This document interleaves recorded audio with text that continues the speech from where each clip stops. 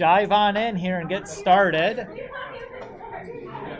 Excuse me, can we stop talking, please? Thank you. Today, we're going to be starting Chapter 2.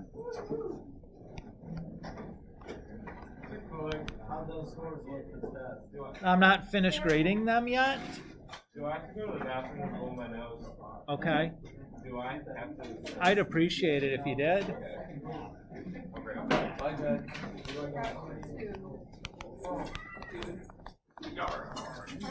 So Chapter 2 is going to be all about absolute value functions. So really the bulk of this course, now that we've laid some kind of conceptual groundwork, is going to be just like a survey of these different function types.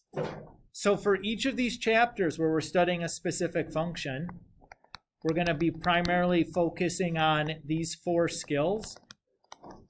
So how do we simplify expressions involving that function type? How do we solve equations or inequalities involving that function type? How do we graph that function? And then how do we go from like a graph or some information about the function into an equation? That's what we mean by modeling. And those are going to be kind of the 4 primary skills that we're going to be developing. Yes.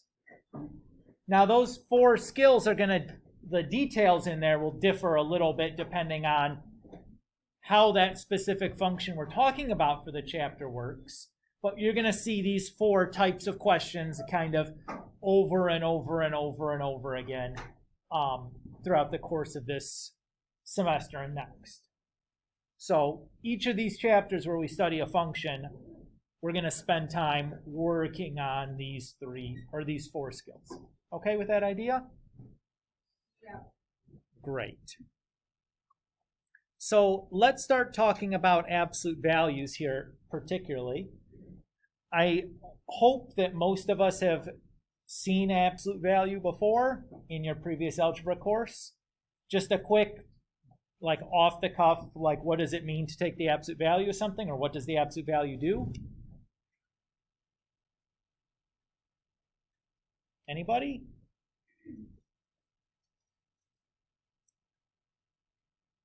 Doesn't have to be elegant. The absolute value of 10 is 10. The absolute value of negative 5 is 5. So what would we say that the absolute value does? Makes things positive, right? Perfectly reasonable, like working definition. Now we're going to actually give some formal definitions for the absolute value. We'll give a couple of different versions of it.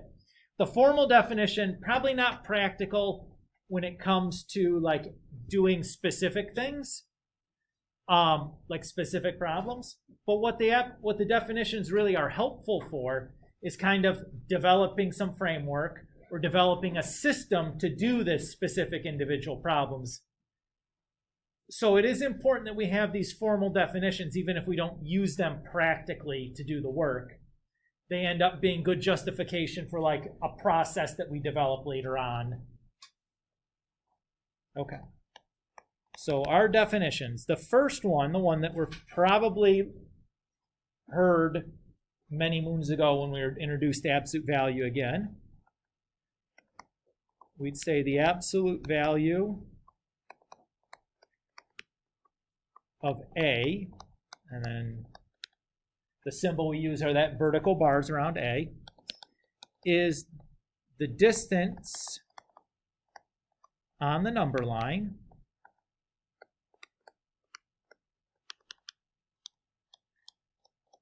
from A to 0.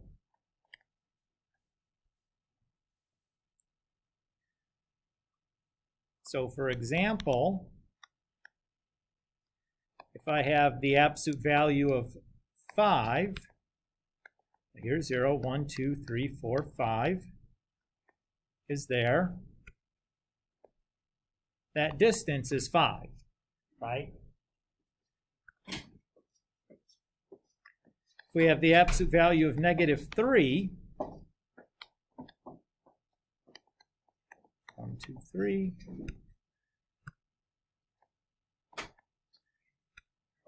That distance is still 3. Doesn't matter whether they're going to the left or to the right on the number line. A distance is always a positive measurement. You should remember that from geometry last year, right? Distances are always positive. So that's one way that we can define an absolute value, is in reference to a distance from 0 on the number line, because that result is always going to be positive. Another way that we could define it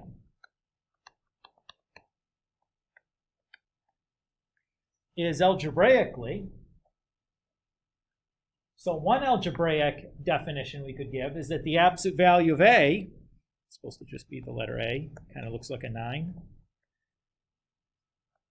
is the square root of A squared. Now, why does this also represent an absolute value? When I square a number, I know that number is always going to be positive, right?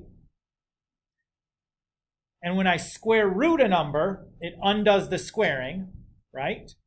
But it also returns only a positive result, right? If I take the square root of something, I never get a negative number. So basically what this would do is it gets rid of the negative sign. So for example, the absolute value of negative 3 we can think of as the square root of negative 3 squared. So negative 3 squared is 9, and the square root of 9 is just 3. So that also effectively is going to get rid of our negative sign. Is everybody okay there? The third way that we might define an absolute value is with what's called a piecewise definition. So what a piecewise definition is, it's basically a function that defines or has a different definition depending on the input or the domain. So for an absolute value, we want to do nothing if that number is non-negative, right? So if the absolute value of 5, we just want it to give us 5 back. Is everybody okay with that? If the input is negative, though, we want to do the opposite. So for example, the absolute value of negative 3, well, oh my goodness, guys. Those are supposed to be A's. My goodness. So the absolute value of negative 3, since the input is negative, we want to do this. So that's going to be the negative of negative 3, which would just be 3. As opposed if we had the absolute value of 10, well, 10 is greater than or equal to 0, so I just get 10 back. Now, we wouldn't actually use any of these definitions to actually compute an absolute value by hand, right? That's a kind of a big fat waste of time. We know intuitively that the absolute value is just getting rid of the negative for us. But what these are going to be important for later on is when we start talking about solving or simplifying, ways to like justify steps. We'll go back and use some of these definitions. Okay with that idea?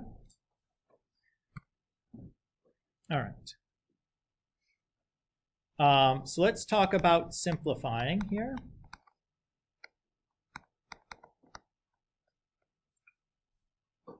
And basically, we're going to come up with a list of do's, so things that you can do, and a list of don'ts, some things that are not okay to do. So I think including the don'ts list is a really important thing, especially in these foundational algebra classes, because often the mistakes I see students make are often like don'ts mistakes. Like if somebody told you, no, you're never allowed to do that, nobody would try to do it because you're not told, like, hey, never do that. I see students do things like that. So our do's list. If I have the absolute value of a product, I can rewrite that as the absolute value of each factor in our product.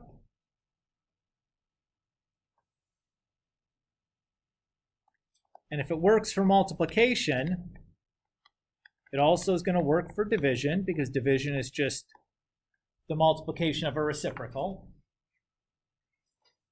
What doesn't work, though, is if you try to do the same thing for addition or subtraction. So it's not okay to break your absolute value symbol at addition or subtraction. It is okay to break up your absolute value symbol with multiplication or division.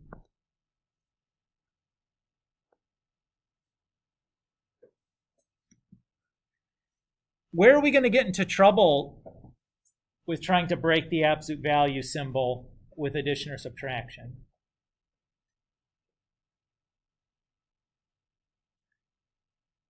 If those numbers x and y, if one is non-negative and the other is negative, that's going to be our issue, right? If I have 3 for x and negative 2 for y, the absolute value of x plus y is going to be 1. But if I take the absolute value of x, that's 3, and the absolute value of y, that's 2, and I add them together, I get 5. They're not equal. So if the signs of x and y are different, you're going to run into trouble on those numbers 1 and 2.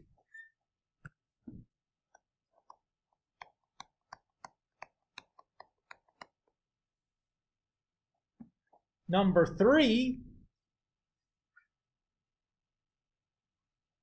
says that if you take the absolute value of something squared, you can just rewrite it as something squared. Why can I drop the absolute value there?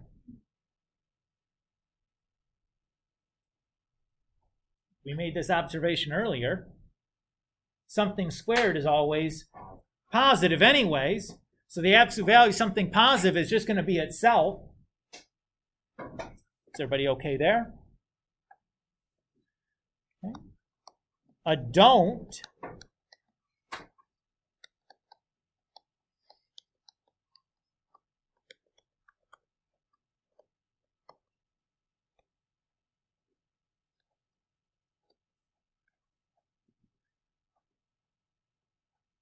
is you cannot distribute a number inside of an absolute value.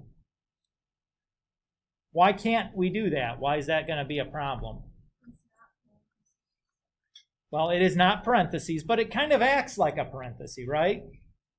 What's even weirder is we can go this direction. That's okay to do. But you can't go the reverse direction, which seems strange. What if a is a negative number? On the left-hand side, you're going to get a negative times a positive, right? Over here. On this side, if a is negative, well, it's just going to end up with a positive result because we have the absolute value. So that's why we can't distribute things into a absolute value. You can take them out. That's okay. You can't put them back in, though. Okay, so these are the main 3 things that we can do that it's okay to do. And those are the main 3 things that I see students do that I'm like, oh, you can't do that, you silly students. Didn't anyone ever tell you this? Well, I'm telling it to you now, that it's not okay to do that. Let's take a quick look at a couple of examples.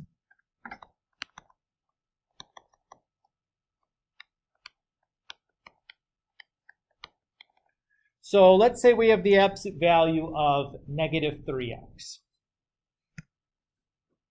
Well, we can use the first number on our do's list to rewrite that as the absolute value of negative 3 times the absolute value of x. And we know the absolute value of negative 3 is just 3, and we can't do anything to the absolute value of x because we don't know what x is. So there's our final answer. Everybody okay there?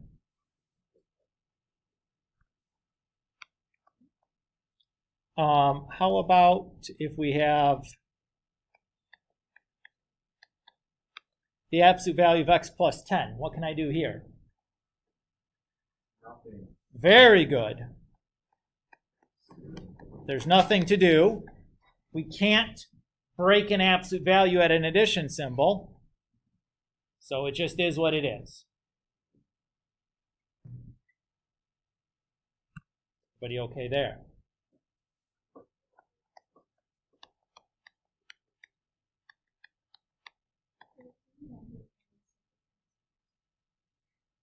What's up?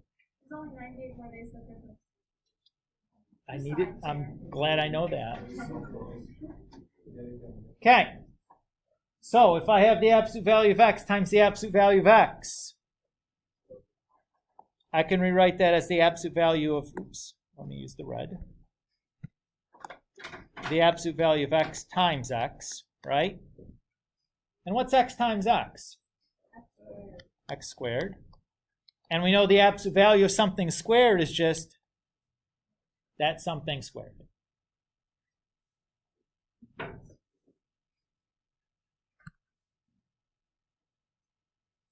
Is that okay there?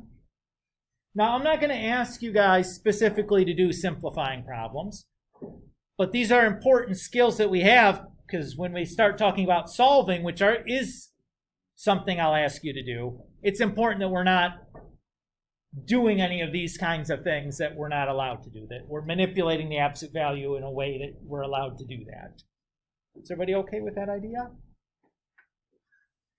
Now, some sections we do will definitely worry about simplifying questions on like a quiz or a test, but for the absolute value, I probably won't ask that directly.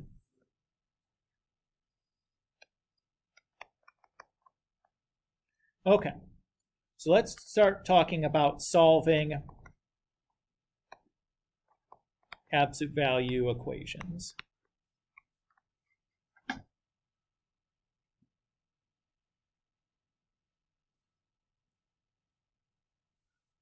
All right.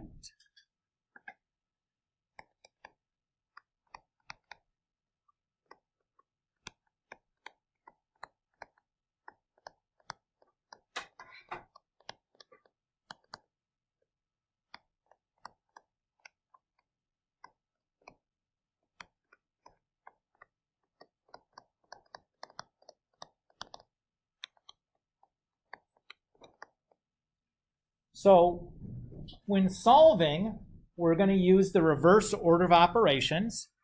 That means we're going to work first to undo any addition and subtraction, and then we'll undo multiplications and divisions, and then we'll undo exponents and then undo parentheses, right? If you remember back to one of our first days in class where we talked about things that we remember from Algebra 1 and we talked about the order of operations, I mentioned that some people learn this with an O here, where the O stands for operation, because not only do exponents live at that place in the order of operations, so does like the absolute value symbol, or the square root symbol, or later this year when we talk about logarithms, the logarithm will go there. Or next year in trigonometry, sine, cosine, tangent go there. So the O standing for operation is actually a little bit more general, because a lot of these things that we eventually talk about end up going there. Now, if we're simplifying, we work from the other direction. So if we're trying to just make things simpler, we're going that direction.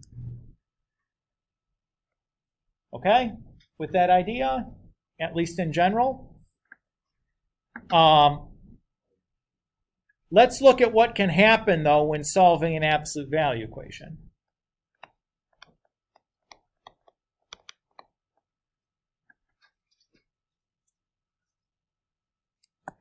Let's say what can happen.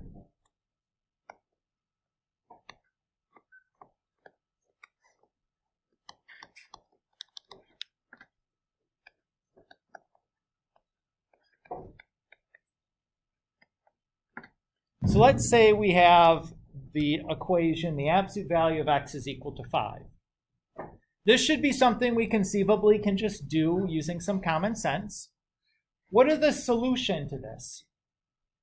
What does x have to be? Okay, is that the only answer? What else could x be? -5, right? Everybody okay with that idea? Okay. What if we have the absolute value of x equal to 0? What's the solution here? Just one solution. X has to be 0, right? Alexis?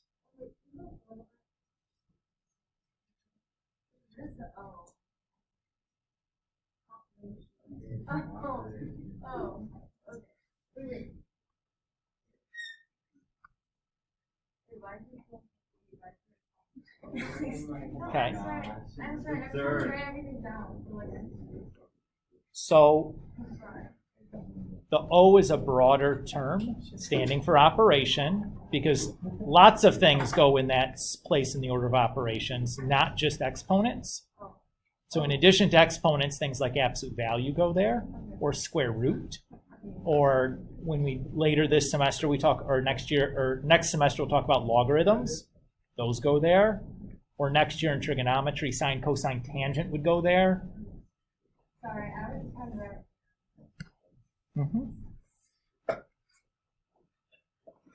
Okay. And then one more. What if we wanted to do the absolute value of -2?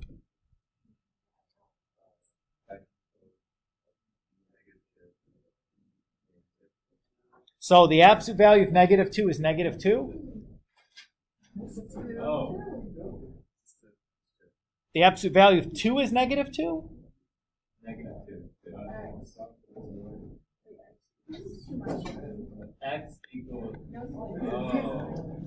What does an absolute value do? Makes it positive. Can I get a negative number from an absolute value? No. No. So notice here, we can get 2 solutions. We can get 1 solution, or we can get 0 solutions. And it's not going to be clear just by looking at the problem which one of those 3 scenarios we've fallen into. So we're going to have to be a little bit careful when we're doing our solving of absolute value because 3 different things could happen. Is everybody okay with that idea? We've seen 3 examples here where sometimes we've got 2 solutions, sometimes we've got 1 solution, sometimes we got no solution. Okay? So let's look at a little example to kind of get started on this, and we'll kind of fill in some of these blanks along the way.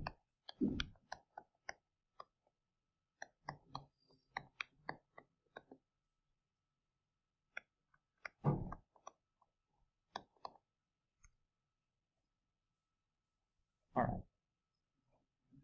So let's say we want to solve the absolute value equation. 3 times the absolute value of x plus 1 minus 10 equals 14.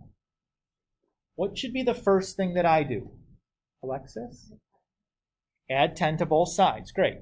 Because we're following the reverse order of operations. So the first thing we want to do is undo any addition or subtraction. Thank you. John, this is for you. So we have this subtraction going on here, and we also have this addition going on inside the absolute value. We know, however, though, that we can't undo that adding 1 until we've cleared out the absolute value, right? That's how the order of operations work. So Alexis is right. The first thing we want to do is add 10 to both sides.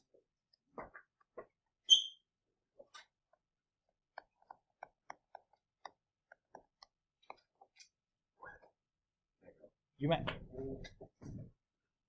Is everybody okay here? What do you want to do next? Divide by 3 is correct. Thank you.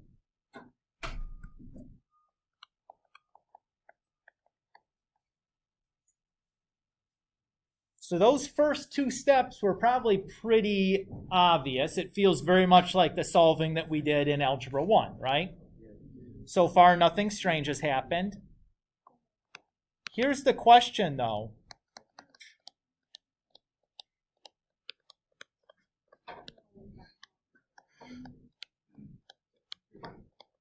How do we undo an absolute value?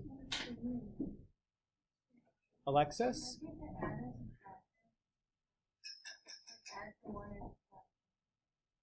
No, not quite. So what we're going to want to do is we're going to go back to this piecewise definition that we had just a moment ago. Brackets on the other end of the piecewise? Yeah. Because it's not a set. Okay. I can do that. That's okay.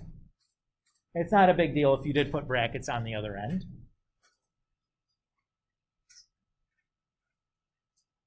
So remember this definition, right? So the absolute value, the answer could be positive or it could be negative, right? So we'll do that same thing here. We're going to split the absolute value equation by getting rid of the absolute value. One answer is positive, and then one answer is negative. Notice that the only thing that changed here is the right-hand side. One time the right-hand side is positive, just like it is in the previous step, and then the other, the right-hand side is negated. Is everybody okay there? Now we can continue, but now we have these two equations to solve, but we can just solve each of them separately. So for the one on the left, what should we do? Subtract 1. And the one on the right? Subtract 1.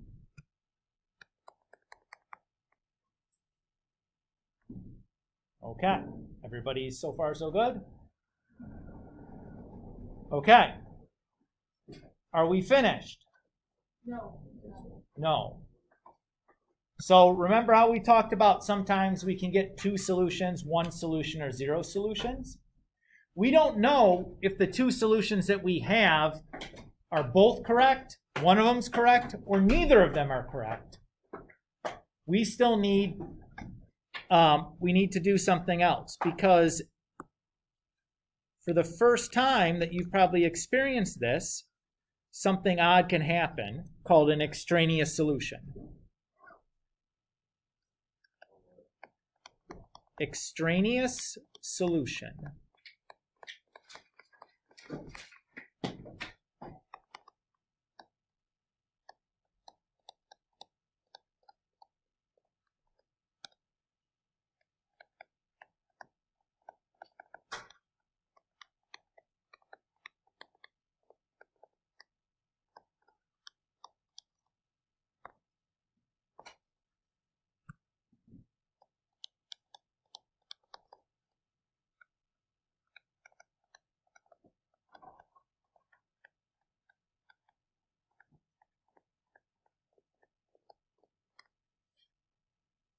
So an extraneous solution is an apparent algebraic solution, like we have here.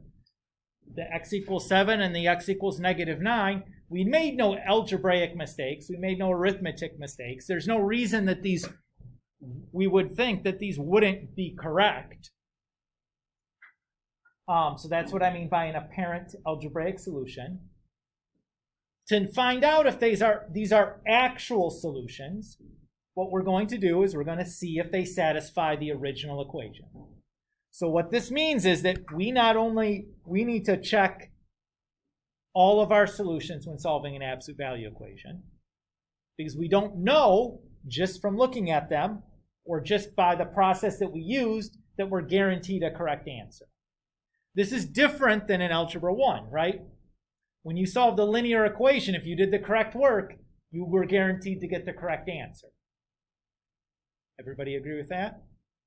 Now, oftentimes your teacher told you to check, because when you're learning how to do this, you don't always do the correct work. And the check was a way for you to go back and go, oh, I did something wrong. I need to go back and fix that. Here, we're assuming that the work we're doing is correct. What the check is going to tell us is if these are extraneous solutions or not. Is everybody okay with that idea? So keep in mind, if your check doesn't work out, it doesn't guarantee that you have an extraneous solution. You could have made a mistake along the way also. But if there are no mistakes, it will effectively do that. So we're going to check here. And where we need to do our check is with the original equation. So I'm just plugging in 7 in place of x and plugging in -9 in place of x. And when I do my check here, I'm only allowed to simplify things. I can't do something to both sides of my equation here. I'm only going to do stuff to one side of on one side of my equation. So if I look at the left-hand stuff, I'm going to add 7 and 1 to get 8. The absolute value of 8 is just 8. 3 times 8 is 24. And 24 minus 10 is 14. So that first one works out. So I'll just like circle it and put a check mark next to it that shows that I checked it. And it does work. If I try the other one, -9 plus 1 is -8. The absolute value of -8 is +8. 3 times 8 is 24. And 24 minus 10 is 14. So both of these two solutions were correct. They both worked. Is everybody okay there? Let's do some more examples, because this is probably the first time that a lot of us are doing this, or if we have done this before, it's probably been 2 years, and you could probably use an extra little bit of refresher even if you have done this before. So let's do some more. Sound good?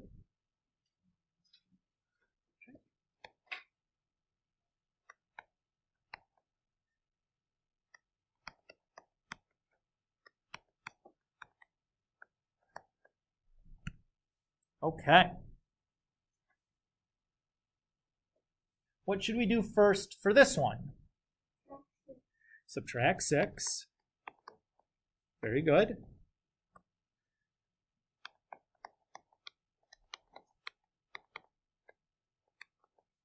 And then what? Good. Divide by -4.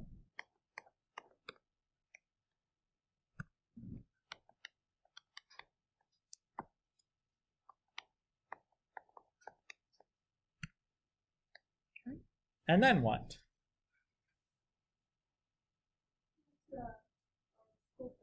Good. So we'll split this into two separate linear equations. The first equation should be what? Good. 3 minus x equals -6. And the second one should be should just be 3 minus x equals negative of -6. So the negation was only on the right-hand side.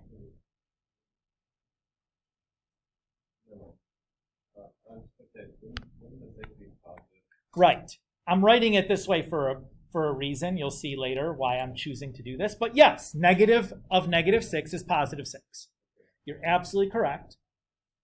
I'm just showing my work a little bit here so that it's clear on when you look at the notes. And there's something that happens a little bit later where kind of keeping track of the negative this way becomes advantageous that you don't know about yet, but I do. That's why I'm choosing to represent it this way. But yeah, you're correct. There's nothing wrong with writing just +6. Okay, now what do you want to do? Subtract 3. Good. We'll subtract 3 from both sides, and we can do it really in both places, right? I'm going to do both lines of work here at the same time. Everybody okay there? Okay. And then what? Good.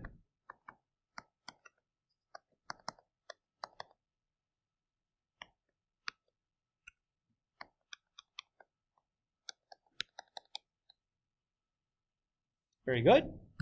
Are we finished? No, what do we still need to do? Check. Stefan. I had a question about the first part. Why didn't you divide instead of divide? You're talking about right here? Yeah. So what symbol is between the -4 and the absolute value? Right, there's a multiplication symbol that's there that we didn't write. So that's why we divided rather than added. Does that feel okay? Okay, good. Yes?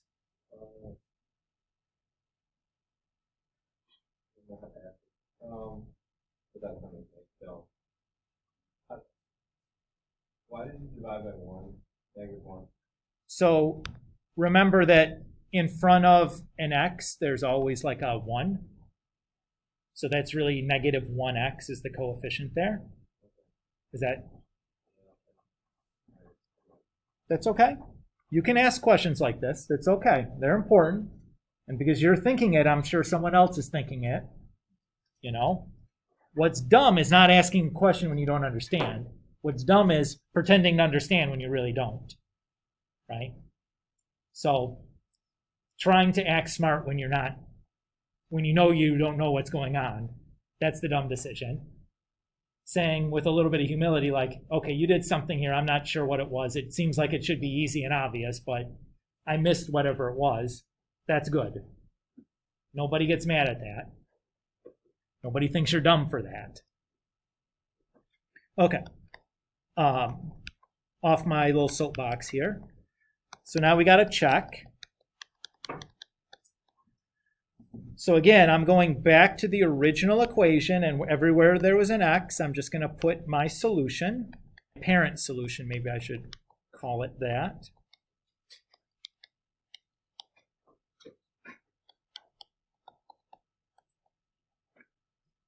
Okay, so we'll do the one here on the left. So we'll start inside the absolute value. 3 minus 9 is -6. And the absolute value of -6 is +6. And -4 times 6 is 24. And -24 plus 6 is -18. And that's not the same thing as 30. So I'm just going to cross out the solution, x equals 9, because it didn't check out. This one is extraneous. Everybody okay with that? Now we'll do the other check. So 3 minus a -3 is 6. The absolute value of +6 is still +6. -4 times 6 is -24. -24 plus 6 is -18, and that's not 30. So this one fails also. It's also extraneous.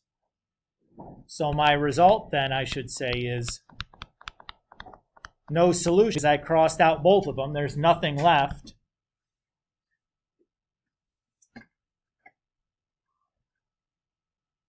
Is everybody okay there? Did anybody see an opportunity to have stopped earlier in this process? There was a place where you could have come to this same no solution conclusion before having to do all of this work. Bianca, are you raising your hand or are you just playing with your fingers? Okay. When we saw it was like in negative. It's not the fact that the solution was negative. It's this spot right here. Because I have an absolute value of some stuff equal to a negative. That can't happen, right?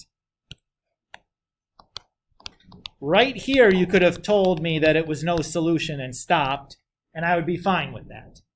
Now, I didn't do this as my first pass through, because in a stressful situation like a test, Many of us are going to go blow right past that and keep on going because you're just doing the algorithm until you get to the end, right? And if you do everything correctly and you do the check, you'll still catch the no solution there. But if you notice something like this along the way, you can stop and just say no solution and be done. That's okay. Is everybody all right with that? So I want to make sure I point that out. Oh, yes, sir. Of course. No problem. Okay, we'll do one more solving or equation solving example, and then we'll move on to the next thing. So far, do we feel okay doing the solving, though? Yeah. This should feel much more familiar than what we have been doing, right? This feels more like the math that you're used to. Stefan? Why did the absolute value line change to the parentheses? Because I did the absolute value. Okay. Like the absolute value of 6 is just 6, right? Or the absolute value of -6 is just 6.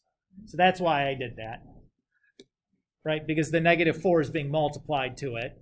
So you could have put just like a time symbol in between the two. That would be fine to do also. I chose to use the parentheses around it. Yes. Yes. What's your name again? Riley. Okay. Thank you. Riley Long. I'm just trying to work on people's names. She hasn't asked any questions yet. I haven't nailed her name down yet. It's hard when you're not like asking or answering questions for me to learn your names. I mean, I look at the seating chart every day to do the attendance, but it's not like I'm going to spend 10 minutes going, John Smith, here. Paul Jones, here. His name was John Smith. What? But he was the same. All right. We'll do one more solving example.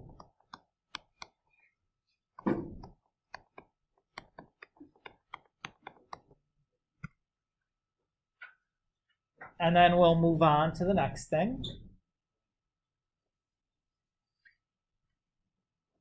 What do you notice right away that's different about this example than the previous ones? Yeah, I have x's inside the absolute value and x's outside the absolute value, right? So this immediately raises a question of, well, if I'm trying to like undo the addition or subtraction, like which one of these do I want to undo?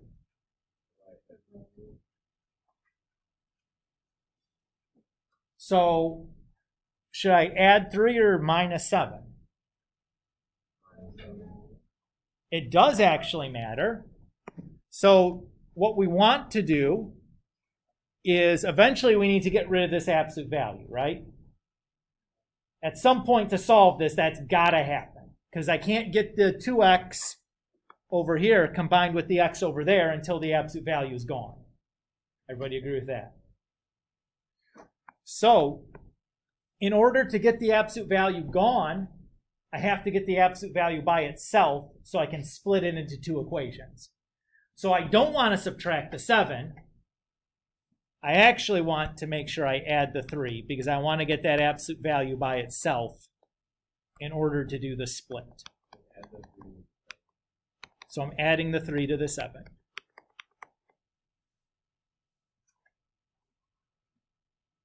Is everybody okay with that? Okay. So now we can do the split because that absolute value part is all by itself. There's nothing added to the absolute value or nothing being multiplied to the absolute value. So now we can do the split.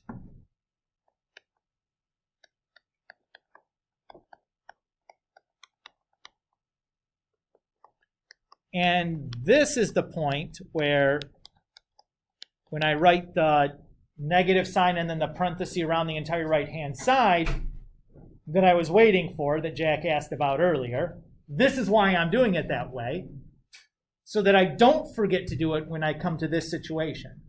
Because what does a negative sign in front of a set of parentheses mean? Yes, we have to make sure that we're distributing that negative throughout that entire set of parentheses. And that is probably the most common mistakes that students will make on these kind of solving problems, is when they run into something like this, just putting the negative sign in front of the first term and not making sure they distribute it, which is why I kind of did my work the way that I was doing it before, Jack, rather than just writing positive 6, and so that when we get to this place, I'm not just going to write minus 2x and move on. Yeah. It was a good observation that you made earlier. Okay. From here, this now looks like an Algebra 1 problem, right? Maybe a little bit more complicated Algebra 1 problem, but still just like a pretty standard Algebra 1 problem. What do I want to do here? Yes, sir. Okay. So subtract 6 from both sides. That's perfectly reasonable. And it's Peter, right? I got it right this time.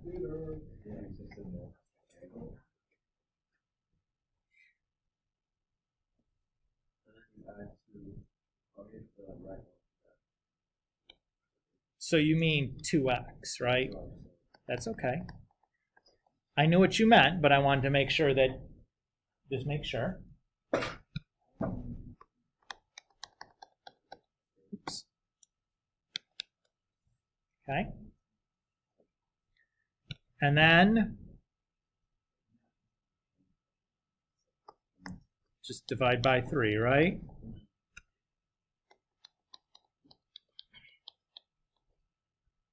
Okay.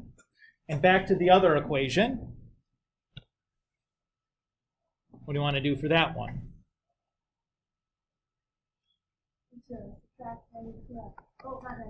Subtract.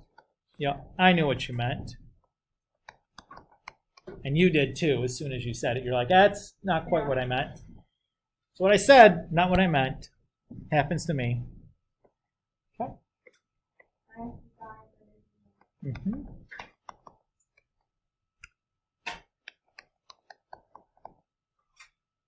Okay. So we have these two solutions. Let's start our check then.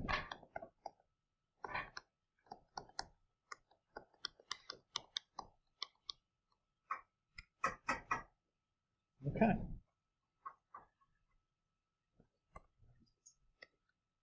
So again, I'm going to plug the x in everywhere where I had an x to the original equation.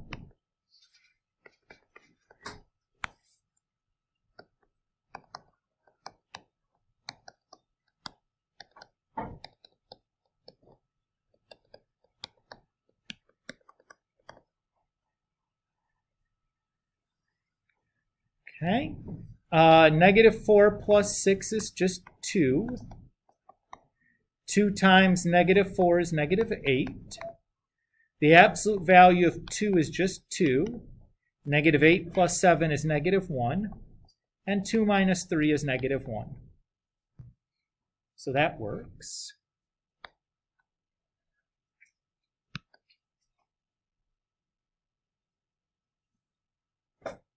Is everybody okay there? -1. Uh-huh.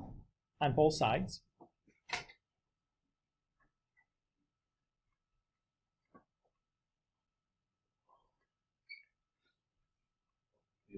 Okay. How is that x equals -4? So I plugged the -4 where the x's were in the original equation. And then -4 plus 6 is +2. Right? And the absolute value of 2 is just 2. And 2 minus 3 is -1. Oh, okay. And then on the other side, 2 times -4 is -8. And then -8 plus 7 is -1. So we have the same thing on both sides. So that's what we were looking for. Does that feel okay? Yeah. For this one, -16/3 plus 6, to add those two together, what do we need to have?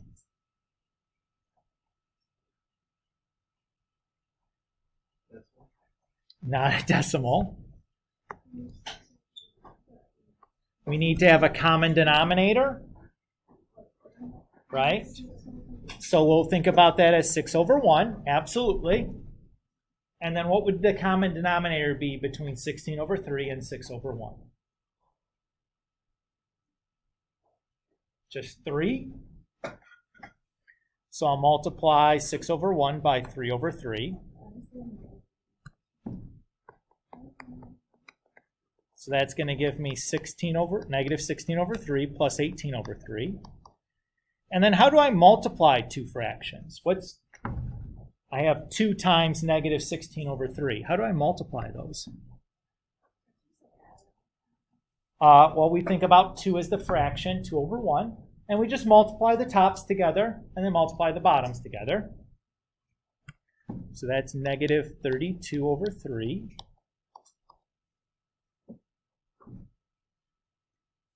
Now, negative 16 over 3 plus 18 over 3 is positive 2/3. Right? Because we add the tops, but the bottom stays the same. To add negative 32 over 3 and 7, we need to think about 7 as the fraction, 7 over 1, and make a common denominator. Again, that common denominator would be 3. So 7 times 3 is 21, and 1 times 3 is 3. The absolute value of 2/3 is 3. I'm sorry, it's just 2/3. Negative 32 over 3 plus 21 over 3 is negative 11 over 3. Again, make another common denominator. Once again, it's 3.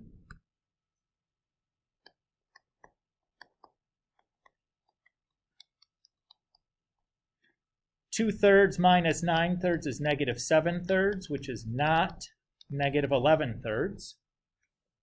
So that solution did not work.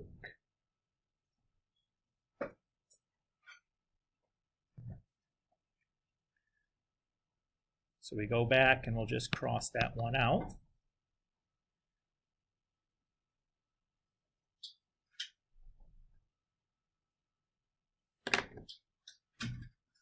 Now,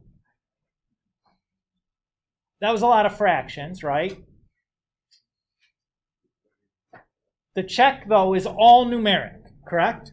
Yeah. When we do the check, it's just numbers. There's no variable involved at all, correct? So we can do the check all on our calculator if you prefer. So, for example, let's say we wanted to check this check that involved the fraction that was kind of a pain. But you could do any of the checks for any of them, all on your calculator. To do that, we're going to check the left-hand side and then compare it to the right-hand side. So we're going to do 2 separate inputs. So to get the absolute value symbol, what I'm going to do is I'm going to press the math button. I'm going to go over to the number tab. And the first option there is the ABS command. That's short for absolute value. Wait, can you go on? I press 2 buttons. I press the math button, and then I press the right arrow to move to the number tab. So see at the top, the tab that we're on is the number tab, NUM. So just press the right arrow button to move over to that. So I pressed 2 buttons after I turned it on. Math, and then the right arrow. And then you should be on this screen right here. Everybody that's trying to follow along, are you there? Yeah, I'm there. Joseph, you need a minute? Yeah, sorry. That's okay. What one's left? Math, and then the right arrow. Yep. Okay. So we'll select the absolute value command, and on my calculator, I just see the absolute value symbol floating there, right? I just pressed enter to pick ABS. Yep, that's short for absolute value. Okay. So to make a fraction on the calculator, the easiest way to do that is to press the alpha button and then the y equals button, and that's a shortcut to opening the fractions menu. So the form that we want is the first one that's just the numerator over denominator. So we'll just press enter. I think I did something wrong. You pressed alpha and y equals. I don't go back. Second and the mode button. Okay, I understand now. Thank you. And then I can just type it in exactly as it looks like on my piece of paper. Plus 6. And then I'll move over and do the minus 3. And just press enter. Alpha and y equals should open the fractions menu for you, Callie.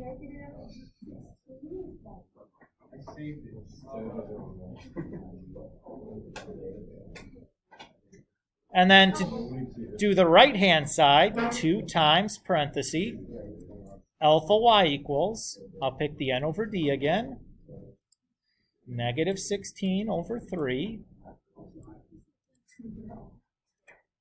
plus 7,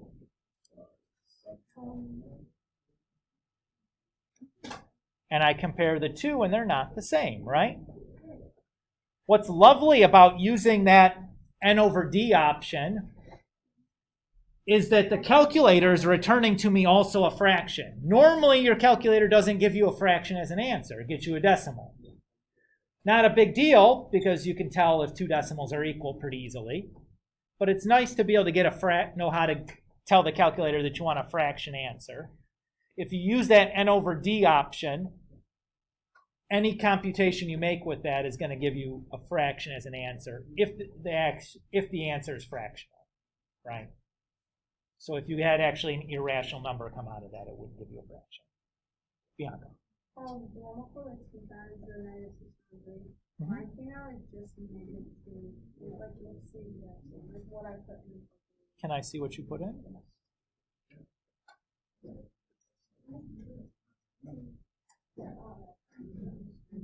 You're just looking at the wrong line, sweetheart. Your answer's right there. But that doesn't even, is it negative 2? Oh, you're talking about this. Yeah. It's because you used the negative sign in front of the 3 instead of the subtraction symbol. Oh. So it multiplied that answer by negative 3 rather than subtracting 3. I don't know. Okay, thank you. You're Mine doesn't have like the n. Okay. So you just have an oldie. Yeah, you don't have the shortcut. Okay. So what you'll do is you'll just type it in like a division. Like that. And then we can do plus 6. And then we'll close the absolute value. We'll do minus 3. And if we want this as a fraction, we'll press the math button and pick the fraction option. And then press enter. And it'll return that as a fraction. Okay, thank you. You're welcome. Okay. Everybody feel reasonably okay? Yeah. All right. On a test or quiz setting, in a test or quiz setting, I do not need to see the work for your check. Okay? If you do the entire check on your calculator and you just put a check mark next to the stuff that works and box it up and then cross out the stuff that doesn't work, that's fine with me. I don't need to see your work from the calculator. Okay? So if you did it all on the calculator and you're just like, yep, it worked, circle it. Nope, it didn't work, cross it out. That's fine. You don't have to write it down. If you want to write it down, that's perfectly fine. But in a test setting where time matters, it's a constraint, right? I don't expect you to waste a lot of time writing out a check if you're going to just do it all on your calculator anyways. Everybody okay with that? Okay. I do expect to see like a check mark saying, or a circle saying, yes, this worked, and I did check it. Okay? But that's all. All right. Next up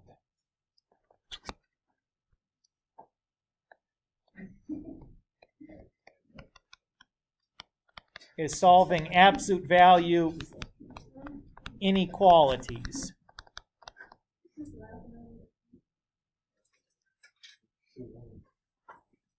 You guys in your Algebra 1 class should have solved inequalities there also, right?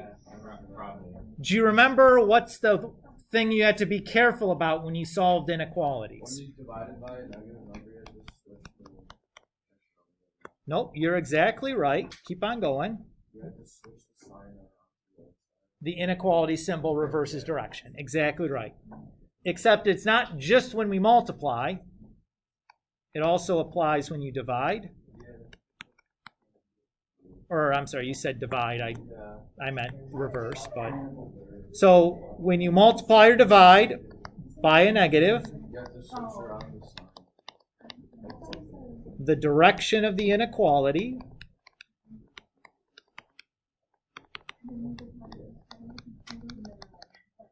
flips. So for example, a greater than would turn into a less than.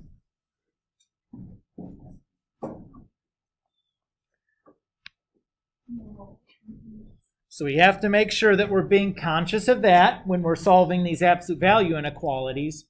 And then there's a couple of other little hiccups along the way, but not too bad, where it's going to be very similar to solving an equation, but there's two little places other than this that we also have to be a little bit careful about. But for the most part, it's just the same thing. Let's look at an example, and we'll point out those two little places when we get there. Okay with that? And this is the last topic we're going to do today. So when we finish, we'll be done.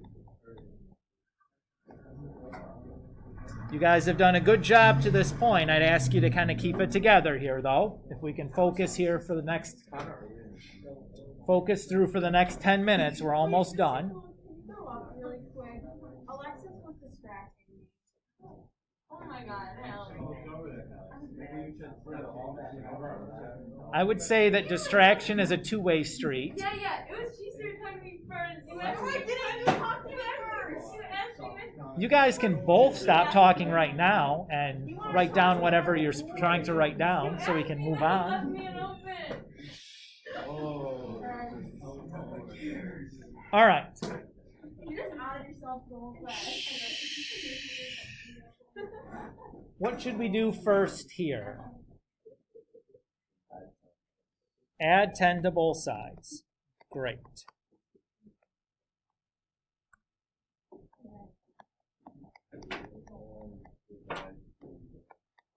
And then divide both sides by 3. Do I have to worry about flipping here? We're dividing. It's positive, so we don't have to worry about flipping. There ain't no negative, is the sentence of the day, I think. Okay, and then what should we do?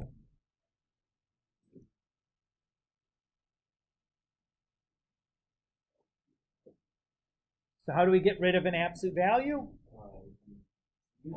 We split it. So we'll do the same thing here. So our first split is exactly the same. So I'm just going to drop the absolute values and keep everything else the same.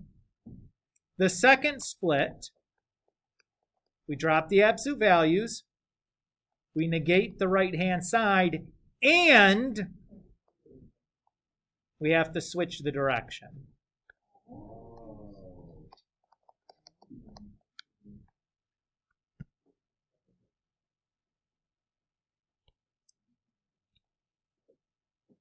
So when we do the split, the inequality that you split, that you negate the right-hand side, you also have to remember to flip the direction of the inequality. Okay? So that's one of the two little things that are a little bit different than solving, but that's a minor thing, right? It's pretty easy to remember to do that because you do that same thing every time. And it's very similar to that point that Peter pointed out, that when we multiply or divide both sides by a negative, the inequality flips. Here we have a negative thing going on and the inequality needs to flip also. So that's hopefully easy to remember. Okay, and we'll continue on here. So we'll subtract 7 from both sides.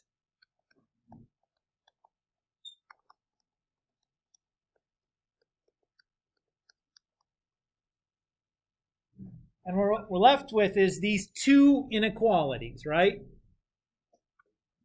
This is actually what we call a compound inequality. there are two types of compound inequalities. There's and inequalities. There's also or inequalities. We need to figure out which one of the two this is.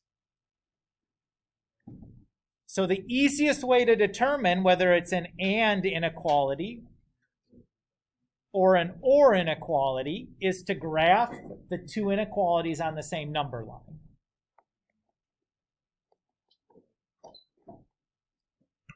So if I graph x is greater than or equal to 2, because it's an or equal to inequality, I use a filled in point, and because it's greater than, it's going to go to the right.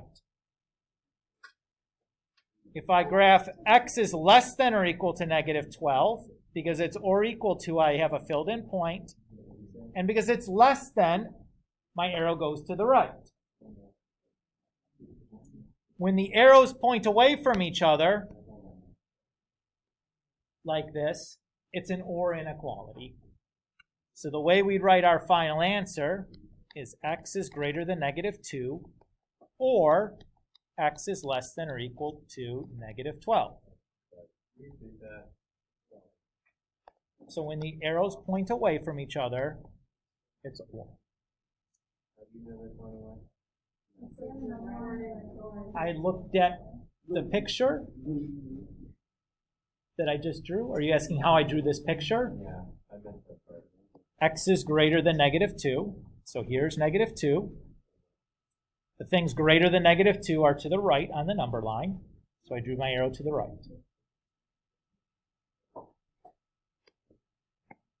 X is less than negative 12. Well, here's negative 12.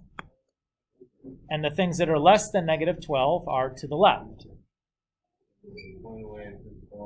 And if the two arrows are pointing in opposite directions like that, it's an or. Okay? So that was the second thing that's different. The good part about these is, though, there's no check. So all of these inequalities work. There is no check to do. Is everybody okay there?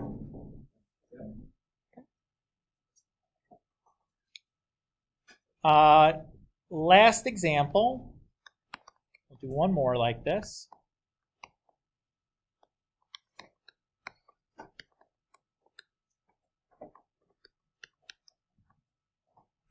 Okay. So let's say we have negative 3 times the absolute value of 2 minus x plus 7 is greater than or equal to negative 5. Subtract 7 to start. And then we'll divide by negative 3. What do we have to remember there, though? Mm-hmm. You look at the sign to divide and multiply. Correct. Not subtract or Correct.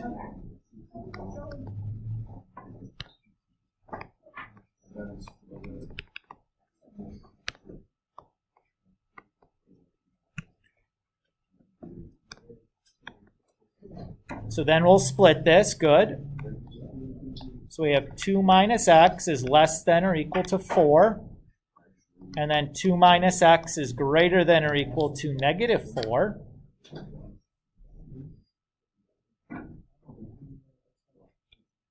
So far, so good. We'll subtract 2 from both sides.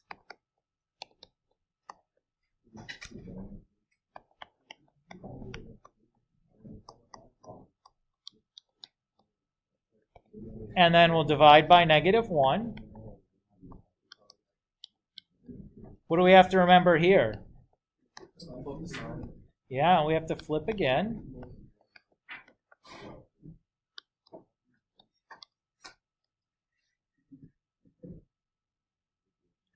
And now we should try to figure out whether this is an and or an or.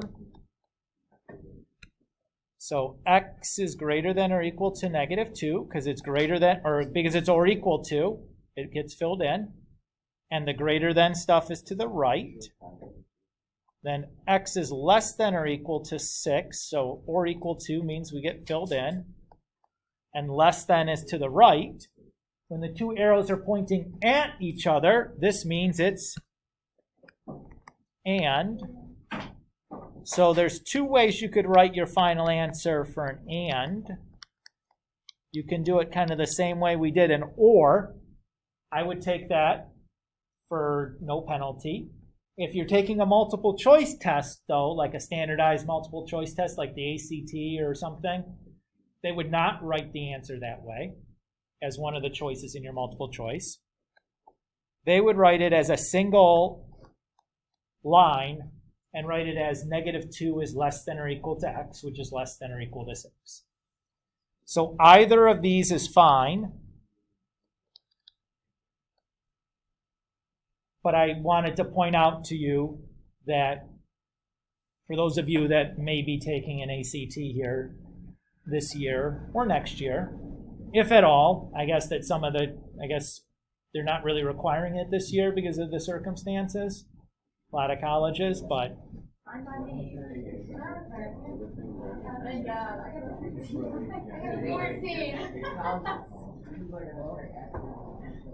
Is that it? Wait, for Argon, Yep. on my freshman year. No, on my essay. so that's it for today, guys.